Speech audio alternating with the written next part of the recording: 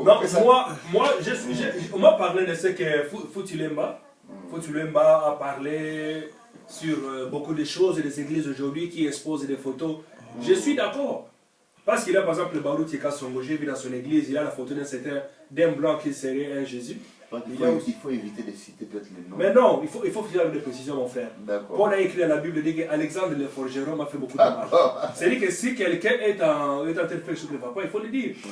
Il y a par exemple, quelque part, il y a aussi une image là, mais pourtant il est écrit que tu ne te feras pas une image pour représenter ton Dieu. Donc si son Dieu est Elohim, tu ne peux pas faire une image pour représenter un certain Jésus, un blanc, qui a des yeux bleus, et qui avec son portrait, correspond complètement à quelqu'un qu'on a vu dans un film. Donc, tu ne crois pas à un Jésus blanc? Non, ce n'est pas de croire à un Jésus blanc. Moi, je parle qu'on ne peut pas faire aujourd'hui une image, le mettre dans une représentation. Représenter Jésus, parce qu'aujourd'hui, personne n'a sa photo. Bon, essaie un peu de rentrer dans le débat, parce que le débat, ce n'est pas par rapport à Jésus blanc, tout et tout. Non, je parle pas de Jésus. Moi, je dis ceci. Le débat... Ils ont mis la photo de quelqu'un qui serait un Jésus. C'est l'image qui est en de Jésus. Vous comprenez? Donc, moi, je trouve que là, c'était aussi une hérésie. Donc, de mettre la photo des gens. Comme il y a même beaucoup de gens aujourd'hui dans les églises qui mettent des drapeaux de tous les pays qui les ont fréquentés. Moi, à mon avis, je pense que pas ce drapeau-là qui a été mis, c'était un esprit. Non, écoute, moi je... Yoka. J'ai dit ceci, ça c'est mon avis. Non, j'ai dit ceci. Essayons un peu. Moi j'ai dit ceci. Essayons un peu. Représentant une nation, quand on prie par exemple pour le Congo, on prie pour le drapeau du Congo. Moi j'ai dit ceci. Oui. Tout ça c'est bon. Que les gens puissent mettre les photos. Non, pas les photos. Les drapeaux de tout ça. Je peux dire, je m'en fous. Mais si quelqu'un prend une image d'un certain Jésus, une image quelqu'un qui ont fait dans le film, il ressemble vraiment à Jésus, qui a sa photo. Ça, c'est contredire les écritures. Non, bon, écoutons. Problème, toi, on a un problème, tous on en a, nous. Essayons de revoir ce qui a été écrit. C'est le problème 1, à sacerdoce. Qu'est-ce que vous pensez de ça? Attendez. On parle du sacerdoce, on parle de Melchisedec, on parle que Melchisedec, qui est prêché aujourd'hui dans les églises, n'a rien à voir par rapport au Melchisedec Oyo Bisotoyebi, qui est prêché dans la parole, que Melchisedec, c'était lui que Abraham a donné la dîme de tout. Nous en comprenons. Et maintenant, aujourd'hui, on dirait qu'il y a un autre Melchisedec qui est apparu. Il faut comprendre. Quel est ce Melchisedec qui est apparu et quel est ce Melchisedec que nous, on est en train de prêcher? C'est ça maintenant. C'est ça maintenant la différence. Parce que confusion est zawana. Et deuxième des choses, on nous parle, il y a ma pratique occulte. Et que les gens commencent à faire sortir Mbongo, Batuaromo Bimsaba Mbongo, Batuaromo ça aussi, ce sont des pratiques. Parce que lorsque nous, on a grandi dans la foi, ici en Europe, à Kinshasa, nous avons été là, dans les années 90, et tout le monde on dirait qu'il y a une nouvelle vague. C'est ça maintenant le problème que nous avons, parce que certains le condamnent, certains ne le condamnent pas. Certains appuient cela. Non, écoute, d'abord, je vais commencer... Si je vais même ajouter, le problème, c'est qu'il y a mis ça problème à projection astrale. Les gens qui s'exercent à sortir de leur corps et qui disent que Esa, parce que Paul a été pris, a été ramené jusqu'au 3e ciel et que nous aussi, nous pouvons commencer à le faire. Bon, c'est ça le débat. Ah, mon frère, vous savez, c'est entre nous, on a entre causes entre amis. La première chose, vous avez parlé de sacerdoce. De Melchisedec. Lié à Melchisedec. Melchisedec, donc, reçut la dîme d'Abraham. Et que selon les Écritures, Yehoshua, qui n'était pas sorti de la tribu de Lévi, était devenu aussi sacrificateur selon de Melchisedec. Alors, nous aujourd'hui, de l'église d'aujourd'hui,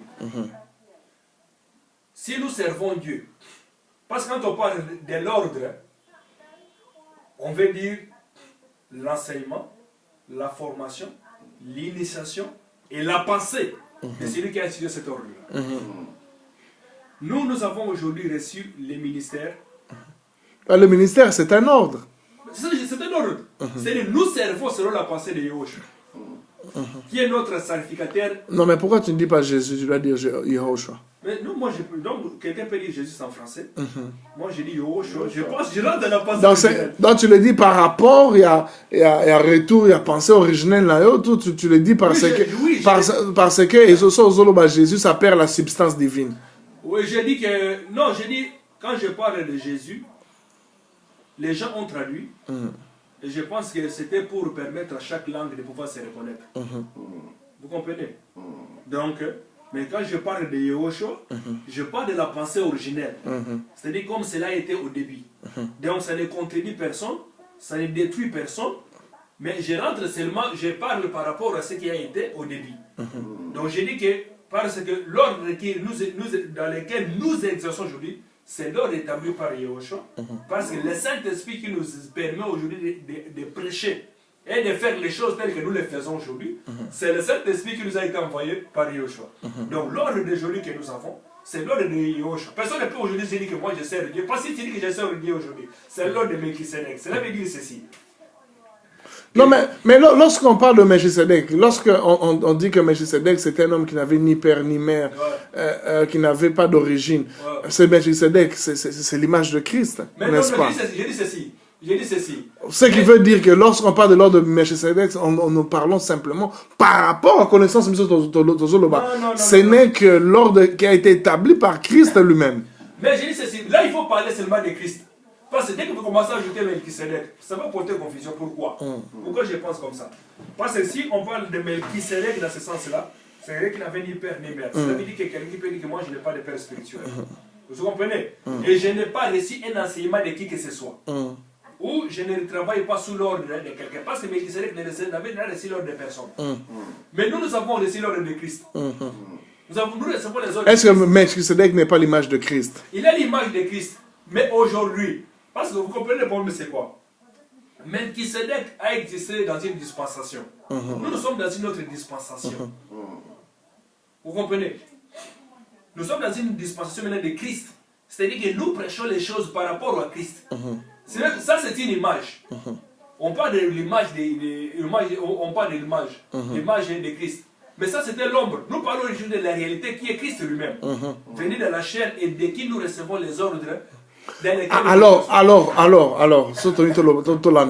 donc nous, si on nous dit aujourd'hui que nous devons rentrer par rapport à l'ordre de Melchisedec ou travailler par rapport à cet esprit de l'ordre qui est établi par Melchisedec, qu'est-ce que vous en dites au Lobani par rapport à ça? Donc, moi en tout cas... Non, on va venir. Parce que vous allez défendre. Si vous lisez le Nouveau Testament, aucun disciple n'a parlé d'exercer selon l'ordre de Melchisedec. Mais ils ont quand même dit que cet homme-là, Melchisedec, était l'image de Christ. Vous comprenez? Et qu'aujourd'hui, les disciples vers lesquels, qui aujourd'hui nous ont inspiré, c'est que nous prêchons. Ok. Allons maintenant voir le prêtre roi, parce que lui, il prêche sur l'ordre de Melchisedec. Alors, c'est une réalité qu'on ne peut pas nier. J'ai vu, il y a eu un bien-aimé qui a parlé que non, aujourd'hui, on doit être initié. Initiation dans le sacerdoce divin, initiation à l'ordre de Melchisedec. Mais certains d'autres aussi commencent à utiliser initiation qui n'a rien à voir, qui va au-delà maintenant. Parce que si nous parlons de l'initiation, l'autre initiation, c'est juste le discipolat. C'est ça. C'est le discipolat. C'est initiation d'Abisso, c'est l'enseignement, c'est l'école du ministère. Notre initiation, c'est ce que nous avons fait avant, c'est dans les veillées des prières, dans les jeûnes. C'est là où on a été initié. Mais maintenant, cette initiation maintenant qu'on nous prêche aujourd'hui, que nous devons être initiés d'une manière spirituelle ou doctrinale. Je ne comprends pas. Donc, je suis un peu confus.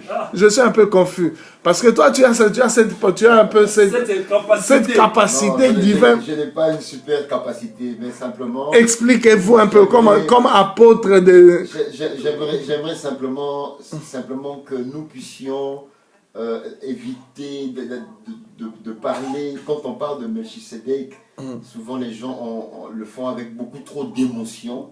Nous devons quand même rester parfois scripturaires. Et puis, avant de commencer, j'aimerais dire quelque chose, c'est que sincèrement, en tant que serviteur de Dieu, par la grâce du Seigneur, je crois qu'il a été donné aux 5 ministères d'édifier l'Église.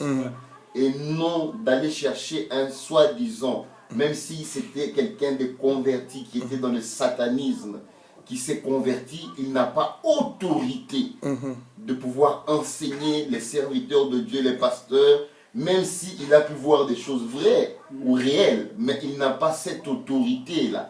Je préfère encore que, par la lumière des Écritures, qu'il y ait un serviteur de Dieu qui nous enseigne en nous disant attention à certains messages qui risquent de nous conduire loin de la présence de Dieu. Ça, c'est la première chose que j'allais dire. Et puis la seconde chose que j'aimerais venir, parce qu'on parle ici entre amis, c'est pour dire que quand on parle d'ordre, Jésus-Christ qui est sacrificateur ou souverain sacrificateur selon l'ordre de Melchisedec, il ne faut pas oublier que c'est dans le livre des Hébreux. Et le livre des Hébreux est un livre qui a été surtout destiné au commencement de la personne qui l'a écrit, si vous remarquez, d'abord aux Juifs. Parce que pour exercer le sacerdoce, il fallait avoir une légitimité. Et dans l'Ancien Testament, la légitimité dépendait d'abord de la loi que Moïse avait reçue et qu'on avait donnée à toute la tribu de Lévi. Alors on refusait, il fallait que, on dit que c'était Paul qui a écrit ce livre-là. On refusait, on ne comprenait pas pourquoi est-ce que les chrétiens devaient justement exercer. Pourquoi Christ? Nous, chrétiens et Christ pouvaient être souverains sacrificateurs. Donc Paul a démontré, Paul est parti dans les Écritures pour démontrer qu'il y a eu un sacerdoce qui a existé, qui était supérieur à celui de Lévi, et qui était même antérieur, donc avant celui de Lévi. Et il a démontré que Jésus vient tire sa légitimité du sacerdoce de Melchisedec. Ce n'est pas moi qui a écrit le nom de Melchisedec sur la Bible. Ce n'est pas... on a trouvé. Bon, j'aimerais dire... J'arrive. Ce n'est pas parce que... C'est ce que je disais. Ce n'est pas parce qu'il y a de faux dollars qu'on ne va pas utiliser des vrais dollars, qu'on ne va pas dire l'ordre de Melchisedec. Mais dans cet ordre de Melchisedec, et le texte parle d'un sacerdoce perpétuel. Perpétuel veut dire qui se perpétuera toujours sur la terre. Ok?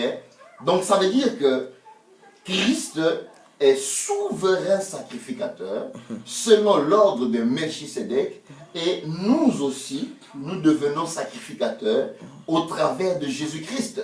Le problème, ce n'est pas Melchisedec, c'est simplement pour voir l'origine, d'où vient l'origine du sacerdoce de Jésus-Christ.